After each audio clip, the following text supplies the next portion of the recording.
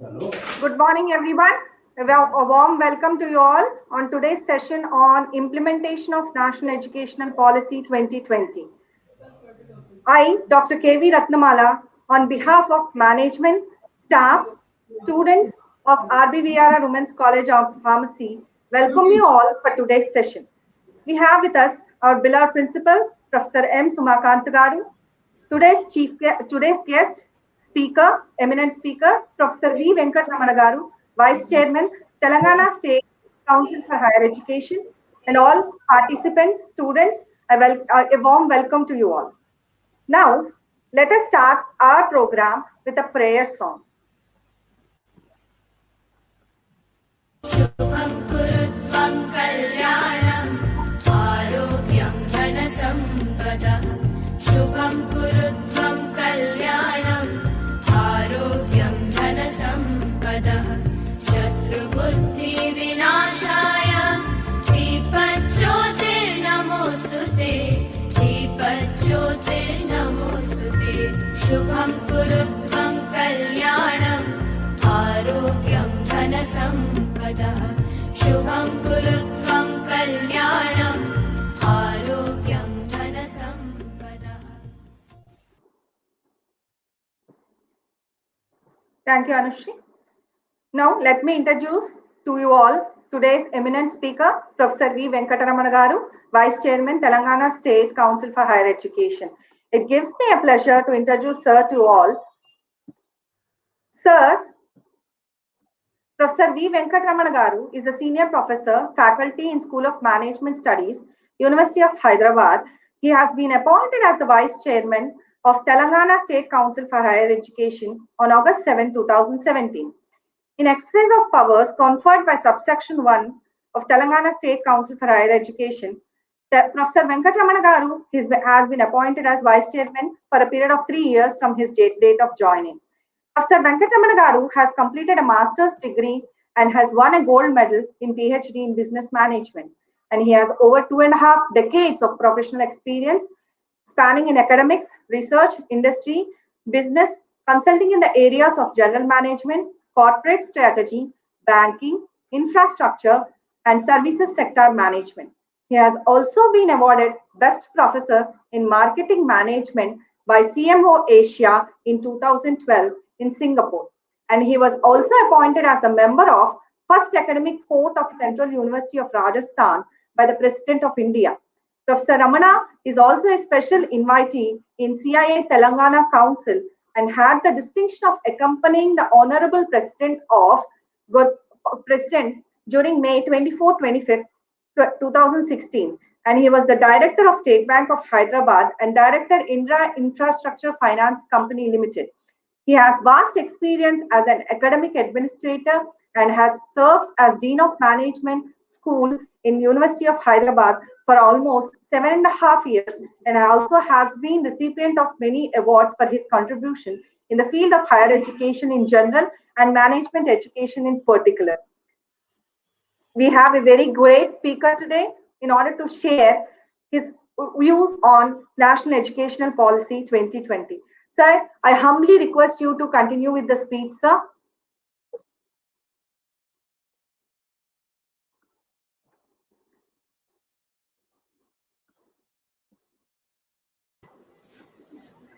Welcome.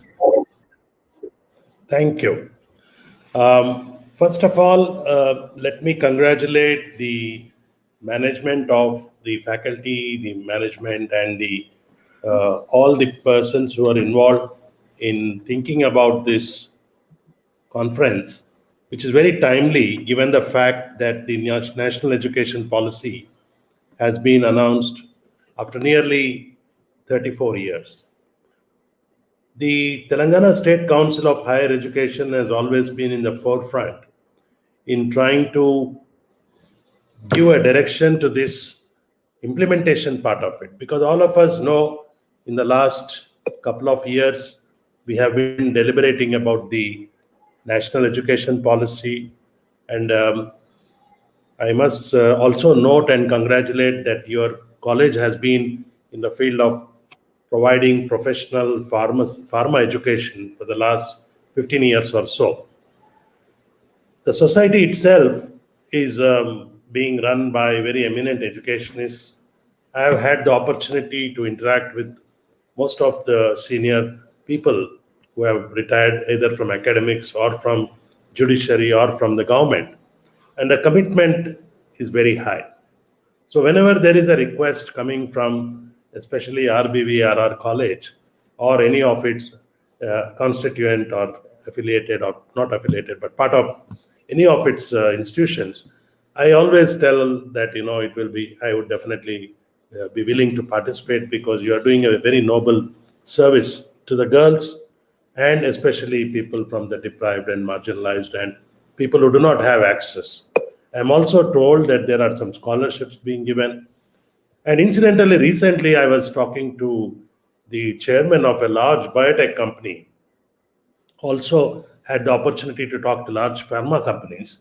And one of the main things which they were talking about is how do we get in more women into the pharmaceutical education.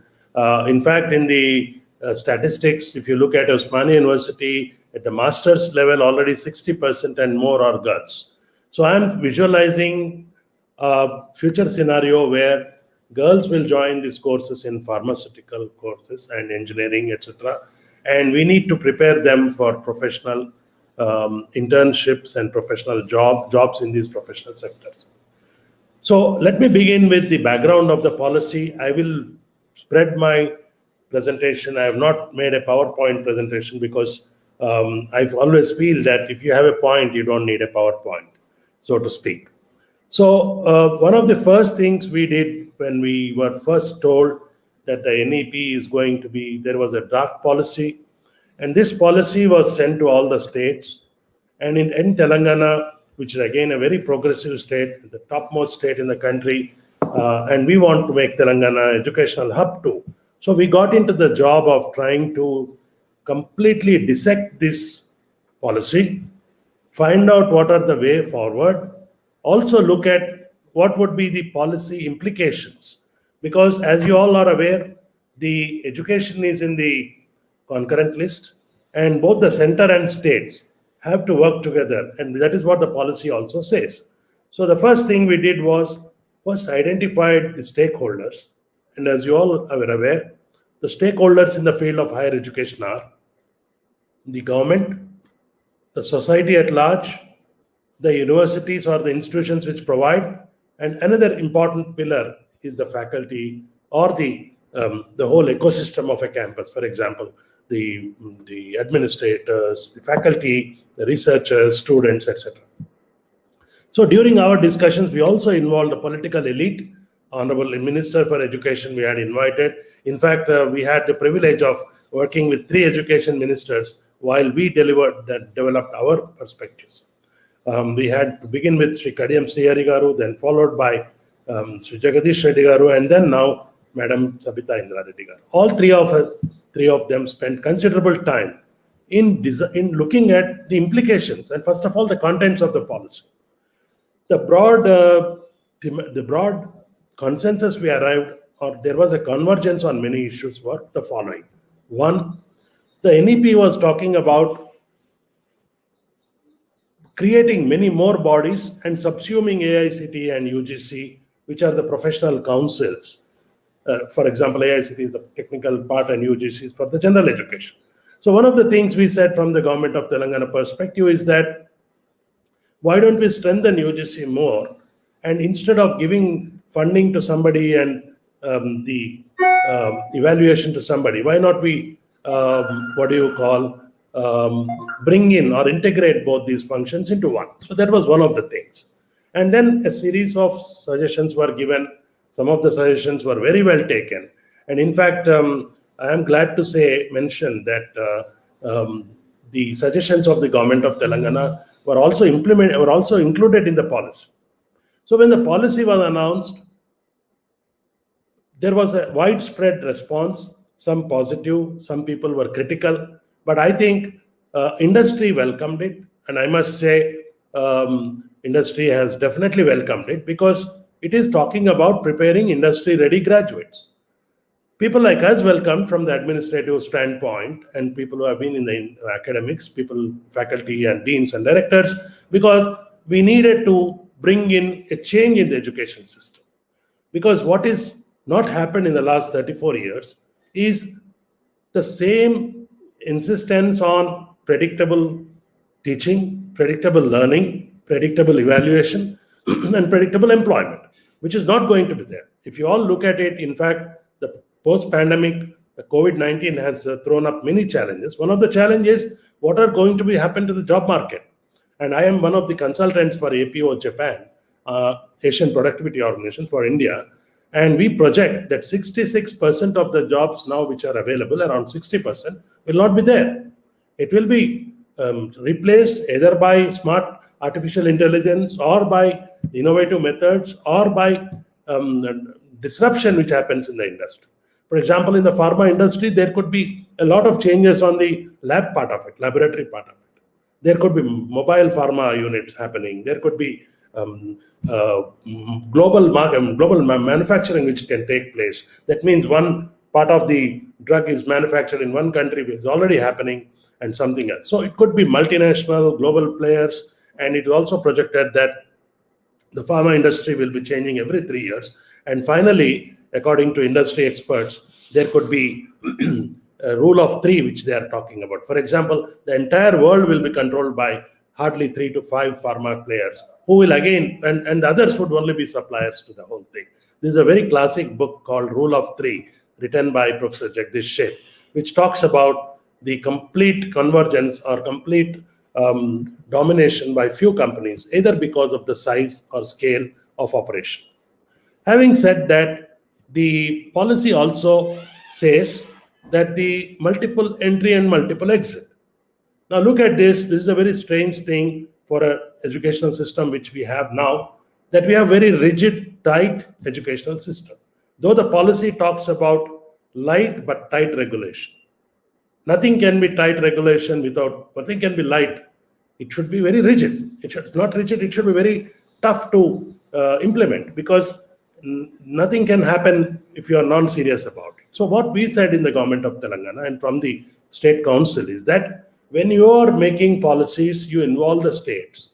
And again, as I said, we are fortunate, and we were the first state to go to the government of India, MHRD, UGC, to tell them that these are the perspectives. The second thing we did was that we had consultative meetings with the vice chancellors. The Honorable Chancellor of Government of Telangana, Dr. Tamilsai Soundararajan, also directed us that we should look at what are the areas we should improve. For example, one of the very strong points which she has been talking, and even yesterday we had a meeting with the Honorable Governor, she's talking about extension of academic activities. Students should not just remain in the classroom. Students should go to the society and work. For example, your own students in pharma industry can go to people and talk about the need for vaccination, need for strengthening community health setups, need for physical distance to be maintained, need for personal hygiene to be maintained, and need for drug to remove the vaccine hesitancy, as they say. That means people are hesitant. Those who are going for the first dose are not going for the second because they think one dose is fine. So anyway, I'm not a pharma or a life science or faculty, but I know broadly that all management, all drug management, all pharma, all medical management has to be done in a professional manner. So when we want professionals to come out from schools and colleges or professional institutions, we need to expose them to the nuances of the modern world. So the NEP talks about internship. The NEP talks about 3 years to 4 year program. The NEP talks about multiple entry, because it does not believe that if a student once joined, he has to continue the course straight away in one shot. It means that you can come back, you can take a break, and this is one of the suggestions which the government of Telangana had given. The suggestion was that if a student from Telangana in a pharmaceutical studies or in the engineering wants to take a break, become an entrepreneur, he can go to the dean of the school and say, look, I would like to take a small break and I'll come back after trying my business idea. Now, this is a very, very novel thing, which I can say. The IITs have done it, but because of the direction of our Honorable IT Minister, Shri K.T. Ramarao, we thought that why not we have a facility that a student can drop out and then try his abilities, etc. The other thing which we thought about is that the boards of governors, in fact, the NEP talks about BOG to be replaced, to be filled with eminent people. For example, in the pharma industry, you can start thinking about having the managing directors of Shanta Biotech or Bharat Biotech, which we had. In fact, I remember many years back when I was the dean at the University of Hyderabad, I had invited Mrs. Suchitra Ella as my board member, and also Vanita Datla. So, while maintaining the balance, gender balance, and also getting good people, we could change the syllabus of our management program. Similarly, we launched an MBA health program, and we got doctors from leading hospitals to tell us what is required to make an MBA graduate very effective. The next thing, the challenge which we are facing today, which all governments will face, is that how do we implement this very grandiose, very far-reaching changes will happen with this. For example, the policy talks about a phased, I should not say extinction, a phased manner. Autonomous colleges should come out and they should be given more freedom, and the universities should be becoming multidisciplinary universities, and so on and so forth. While we agree on the fact that universities need to become multidisciplinary because we are creating silos of excellence. I was on a committee to review leading educational institutions, and one of the things we found that is that they are highly focused only in one area. Whereas if you have a multidisciplinary university where you have music, dance, language, science, rocket science, management, like any of the top 100 universities in the world, it gives an opportunity for the faculty and students to really get that ecosystem of a university. What makes universities great is what we have seen. Universities become great because of a balance between the schools which operate within that. It doesn't mean that we operate like the top engineering school, but we also have to have a top language department, etc. So the multidisciplinary approach is very good. We are supporting it.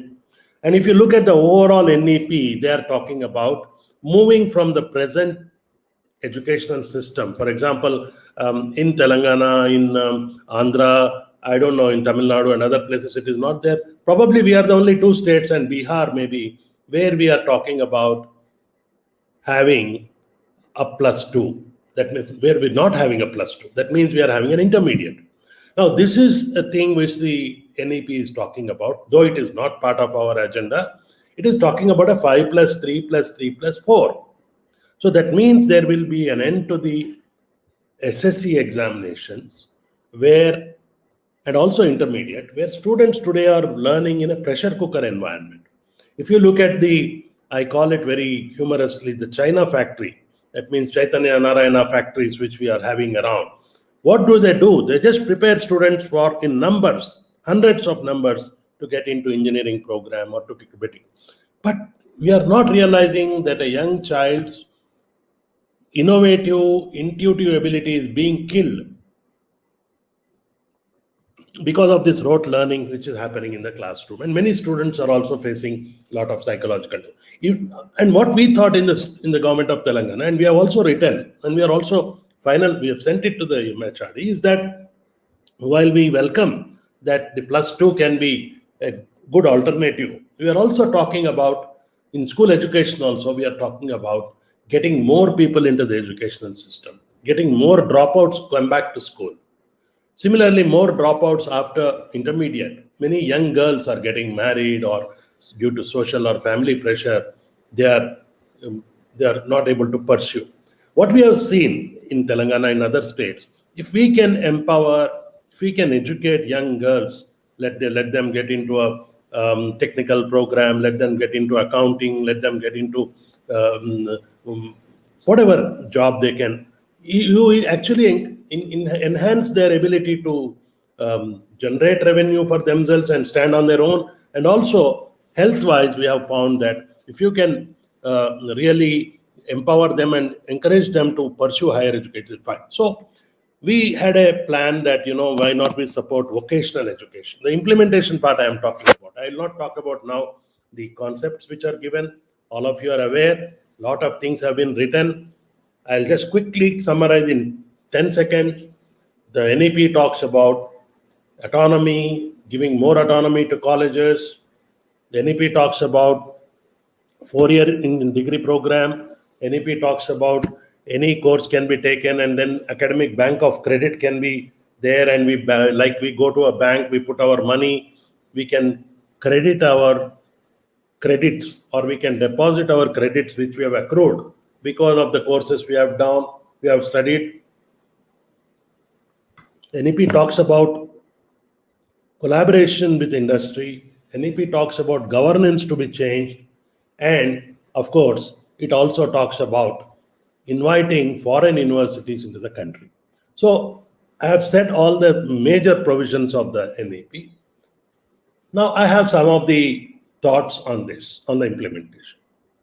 Let us first start with NEP and its representation to the states. While most of us agree that the states are the places, the state universities are places where the maximum feeder category of students come. For example, in Telangana or Andhra, you find that 80 to 95% of the education is done by students in the state university.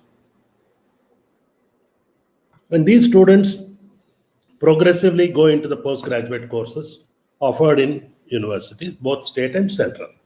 One of the biggest thought process what are the thoughts we had was, when we have 90 to 95% students in the state system, why should we not give more funding to the states? You all are aware, and I am also aware because I'm still with the University of Hyderabad as a senior professor at the Central University. Of course, now with the government of Telangana, I'm aware that the central institutions like IITs, central universities, IIMs get more funding, get more faculty positions, have been endowed with a lot of funds. Now, when you look at the lens, state lens, when you wear a state lens, in the sense you think of a state like Telangana, we have very good universities like Osmania, JNTU, around 15 of these universities in the. We are asking for an increased funding to these universities, number one. Number two, in the outfits which the government of India wants to create, for example, they are talking about Higher Education Commission of India, Council or Commission of India. They are talking about individual professional councils. They are talking about many of the changes in the administrative system, super regulators they are talking. Our request and our demand is that, what is the role of states in these things? Will it be rotation basis? Because we are in a democracy. So one of the requests we made was that, why don't you empower each state? For example, every 2 years you can have 3 states on the bodies, and another 2 years you can have another 3 states. For example, in South you can have Tamil Nadu and Andhra Pradesh. We can have Kerala and Telangana. Then you can have so on and so forth from South, North, East, West. So that gives a very good representative character of the entire thing. The second thing we are talking about is when we are planning to introduce accreditation. For example, now the NEP is talking about accreditation. And we are proud, we are happy to inform that we are in very much close association with the NAAC, which is again likely to become an NAC. So you can see much of the bodies will change, the nomenclature will change. But what we are trying to say is that when you want to put accreditation norms, that every institution should have an accreditation and SSR, you are all aware. In fact, RVRR College is having a very good NAC profile, I am sure.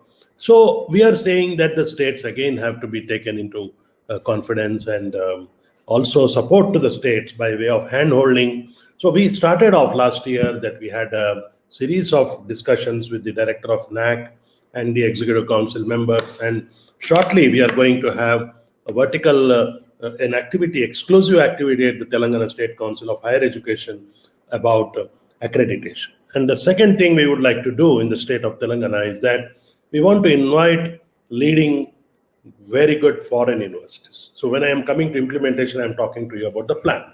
So one plan is to probably explore, we are awaiting the nod of the government, and if the government decides, it could be that we will offer only +2. I mean, we'll continue, we'll get into that 5+3+4, but that is subject to the government normally. Second thing is we will try to strengthen our universities in the implementation part. We will provide them little funding to appear and apply for NAC. And the third thing is we will try to look at internationalization so that Telangana, which is very, very, very advantageously placed in the entire country, can become the hub for not only the country, but Asia Pacific region. In fact, we have commissioned a study with the Center for Economic and Social Studies, Hyderabad, where we are looking at how do we make Telangana. First, we are looking at the implementation, which we are already having working papers coming up. Last week, we had a very good webinar with a lot of senior vice chancellors, etc., as to what are the issues. So the issues, as I pointed out, were funding. The issues were, as I pointed out, was reach. The issues, as I pointed out, was numbers. That is, with the huge numbers we have, almost those statistics, Degree Online's service of Telangana, which is again a unique feature, we are admitting around 2.53 lakhs maximum. But what will happen to these 2.53 lakh? What are the courses? What are the curriculum? What are the professional inputs we have to give? So we are looking at supporting colleges to go for accreditation. As I said, the first point was getting into the bodies which make decisions, because unless we are represented, we neither have a voice or a choice. And let me tell you, this is the thinking around globally, that the stakeholders have to be taken. In fact, I won't be surprised if a representative or a senior person from the RBVR Institute also joins the accreditation team of the State Council to guide us, to help us, to support us, to inform us what are the problems they face, what are the issues they faced. Because when we are doing an exercise, it is always better to have a 360-degree feedback and inputs from everyone. The next thing is we started on a very small note 3 years back, the idea of internationalization. It is very, very important given the fact that nobody in this world, no university, no college, no institution can survive today without having networks. And the networks could be a scientific network, a faculty network, a research network, academic network, or even an administrative network. I tried this many, many years back, and unfortunately during that time, the economy was not good. Otherwise, the idea was, and this was around 10-15 years back, that when I was interacting with the San Diego State University, the idea was that we recruit students from the US, the San Diego State University. They will take them to China, Hong Kong, and India. And India, Hyderabad would be the place to give them inputs. And at the end, they go back to the US, and then take a degree. Now, this was thought about 15 years back. But now with this NEP, it may be a reality, because around 2 years back, we signed a MOU with the University of Pittsburgh, which is one of the very good leading institutions, where we are talking about University of Pittsburgh and starting a center in Hyderabad. It could be an innovation center. Similarly, the Harvard University, where there is a Lakshmi Mittal South Asian Institute, it is called LMSci, has shown interest to train our biotechnology teachers, faculty, also students, also research scholars. So you can imagine the power of internationalization, that you can get a Harvard or a Stanford University to start a center or a campus or a collaboration. The third area we are looking at it, giving faculty grants, the implementation part. When you want your faculty to have a global outlook, global perspective, you need to support them to interact, involve, and also work with the global in a global environment. So that would mean a very seamless movement of faculty from our Indian institutions, colleges, to reputed institutions abroad, both as scholars or professors in residence, which is also the government of Telangana we are talking about. We would like to invite eminent professors from all over the world for a week or 2 weeks, not just to teach, but to guide our faculty here. They can have workshops, and at the end, if they can disseminate the leading research findings which they have done. For example, we can have somebody from Johns Hopkins or a University of Pittsburgh Medical School. They can come here, study the local health issues, do health profiling, pharma industry they can advise, and probably come out with some path-breaking, innovative ideas. The next area of implementation we are talking about is the governance, which is very important. In fact, one of the leading critics of in the education system, of course, it's a reality. I also subscribe to that. That we have very good institutions, very good faculty, very good students, but we are poorly governed. This is evident from the fact that the administrative system in the country, especially in the academic administration, is mostly very slow and mostly reactive in this thing. In fact, all over the world, you find that academic administrators, the vice chancellors, the presidents of universities, the deans and rectors, they're very proactive. They would like to look at the problems and opportunities. So one probably the area where we need to improve is training the administrators. And again, I must say that the NEP implementation policy or the roadmap, we are contemplating to have regular exchange sessions, not training, we would call them sharing, experience sharing sessions.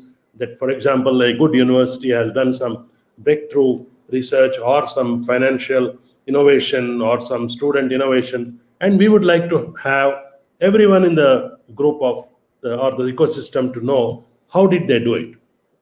The second thing is we would like to do is make education reach the unreachable.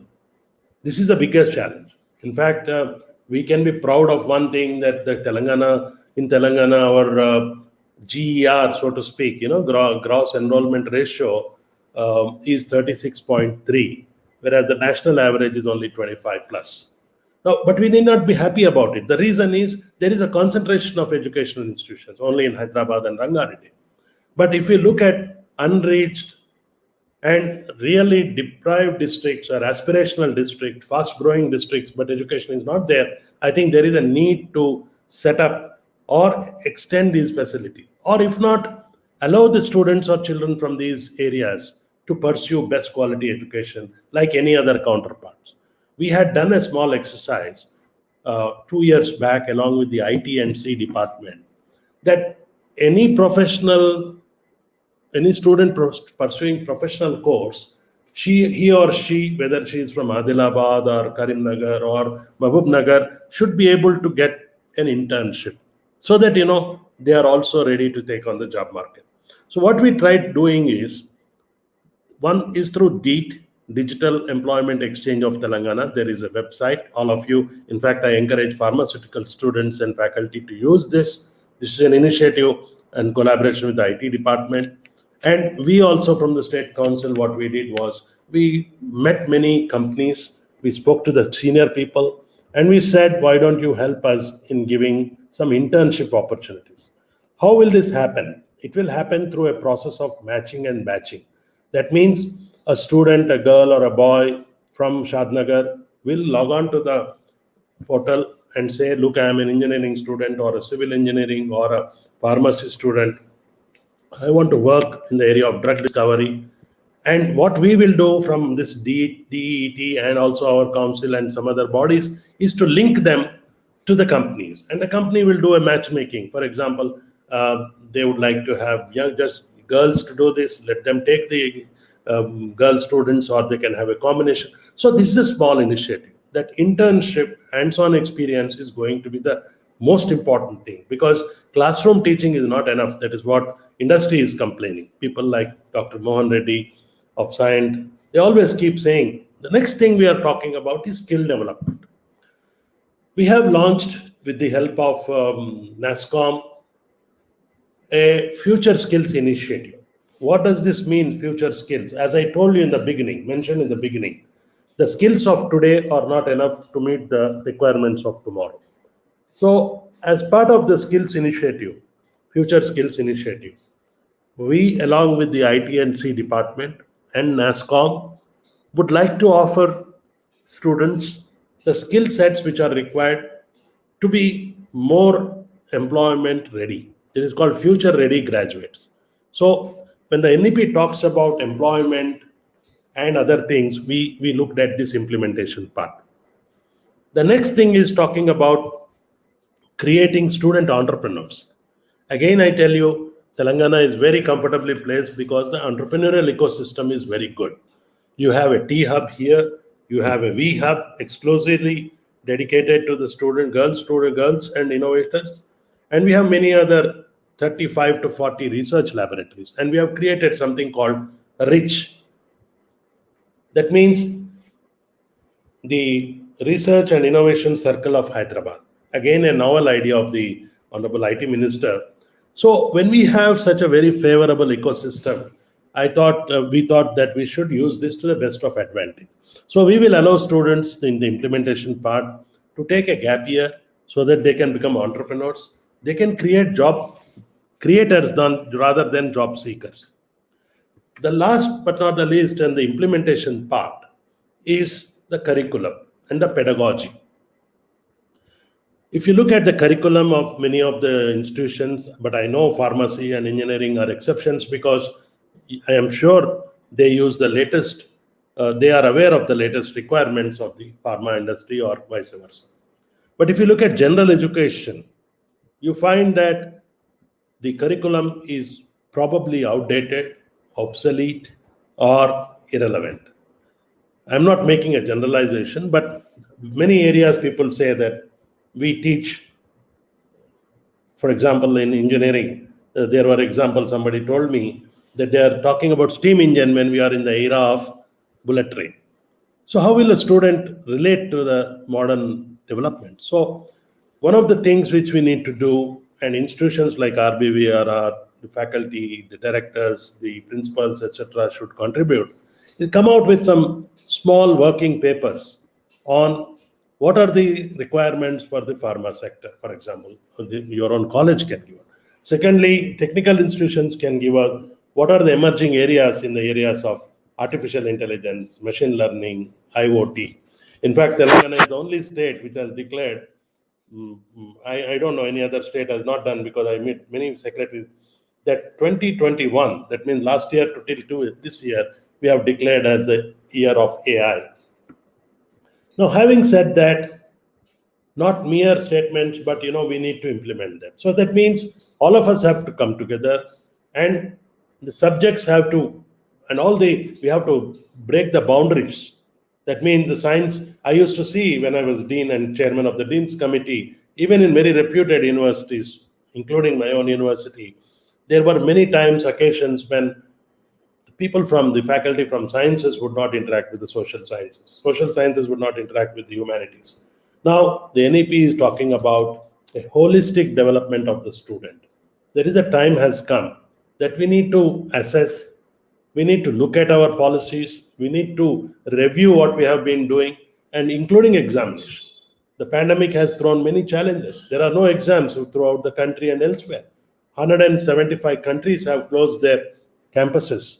But many universities have started the routine teaching, learning. Examinations are being held online. And the question being asked is, why examination should only be a terminal exam? Why can't you have a assessment, continuous assessment? And why should it only be a paper and pen exam? Why can't a student be asked to create a student enterprise or a joint project or a group presentation or an essay? So it has thrown up, pandemic in a way has thrown up the number of people who are gone into the digital format, learning, teaching has increased. But with this also comes a lot of responsibility. The reason being, the student is remote, the teaching is remote, and the face-to-face interaction, which most of us were used to, is no more possible, at least for maybe another year or so, unless there is something happens that, you could say that, no, today we are corona free or we are pandemic free. So having said all these things, whether it is talking about employment, whether it's talking about quality education, talking about curriculum changes, talking about administrative restructuring, talking about funding, talking about fee structure, governance. So this itself is probably takes a lot of time. I would ideally, in fact, many presentations I made on NEP, even to the government, they took almost half a day. But I thought that this would be the implementation issues, because most of them still are talking about policy. Policy is over. The cabinet has approved. It has to be put in the parliament, and anytime it will be put, and the states will take a call. It is not that it is mandatory to the states. It is definitely, but it will be done in a consultation process. And I'm happy to say that the policy itself says that both center and state should work together in implementing this policy, which is again a welcome statement. They are not saying this is a Delhi to Hyderabad policy. It is a top-down, bottom-up policy. I think I will stop here because I need to speak in another webinar. And most of the days today, whether it is a holiday or otherwise, we most of the time we have our schedules are fully tight, and we are all dependent on the internet for our teaching, learning, and whatever it is. But I'm sure and glad that you have taken up this topic. You continue to work on this, especially with relation to the pharma sector. I would also try to look at in another 3-4 months, if the situation becomes normal, we will also look at some private sector top executives to participate in a group discussion. I will try to talk to some companies, but let it happen after this. And we will bring out a small working paper on the changes required in the pharmaceutical education. And if need be, we will take it to Delhi. You as an institution may not be able to represent, but please tell us, because I remember I had personally gone to the PCI once. There was a small issue with one of our universities, and thanks to one of our very supportive honorable MPs, we went to the PCI and we said that, look, we are doing so much in Telangana and you need to support us. And fortunately, PCI agreed, and they gave them, with retrospective effect, there was some problem with the recognition of the degree, etc., for a university. So the question is now, another question in the NEP we are talking about is, why don't you give some more freedom to the universities and also colleges? Because not every college is, I should not say, this thing you should trust and maintain a conducive. And so I will stop here because at 12:20 I have to join a very important meeting. I congratulate all of you, Professor Sumakant, Dr. Rattamala, and all the faculty. And I hope we will continue to work in this pandemic and bring in a positive change. Because what is required today is not criticism of the system, but trying to contribute better. And I'm sure, being a very progressive state and your progressive management, we will do it together. Please plan a good workshop in November or December before the semester ends, and we will also try to support them. Thank you very much. Thank you so much, sir. Thank you so much. Yeah. Thank you. I have to leave. Sorry, I can't take questions. Okay, sir. Okay, sir. Thank you, sir. Thank you. Thank you. So I request our principal, Madam Professor M. Sumakant Garu, please conclude the lecture given by sir. Yeah. Good afternoon, respected Professor V. Venkatramana Garu, today's eminent speaker, and all the participants, whoever got registration for this webinar and whoever are watching this live. So for everybody, a warm welcome, and it's very great pleasure for us to have such eminent speaker with us today.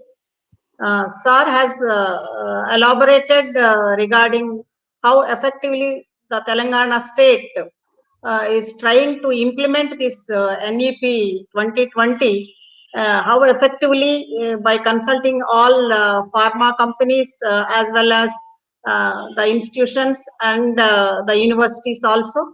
So with Sir's talk, I can say that how effectively it is going to be implemented, especially in Telugu states. One thing is Telangana state is trying to give the benefit to the students by implementing 5+3+3+4. I think it is very beneficial, especially for girl students. How Sir said that with some financial crisis or with some family issues, even the girl stop and she can again restart her education to have the good career in her life. So that is the good thing. And another one is how the digitalization is helping the students to have their internships effectively without roaming here and there, just by sitting at home or at their native place. I think they can get the opportunities, and this is also a wonderful opportunity. How this Telangana state government is helping to the students.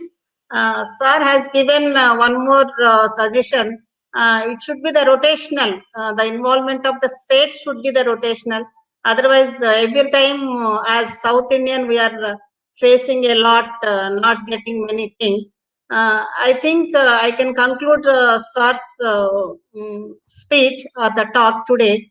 So the benefit to the students to improve their career as per their wish, and internalization of the education if you have the collaboration with international universities, so that we can have more innovation thoughts and we can implement. And another things are told that having the funds for individual universities, that is the state universities, and he is encouraging private institutions a lot by taking into consideration of the suggestions from the institution. So it's a good thing. So with this, I am here with concluding.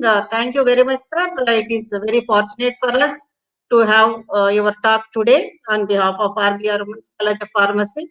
So I thank to all the organizers as well as all the participants by sparing your time to listen this NEP 2020, how the state government is going to implement what groundwork was completed and what other things are there to face the challenges for this NEP 2020.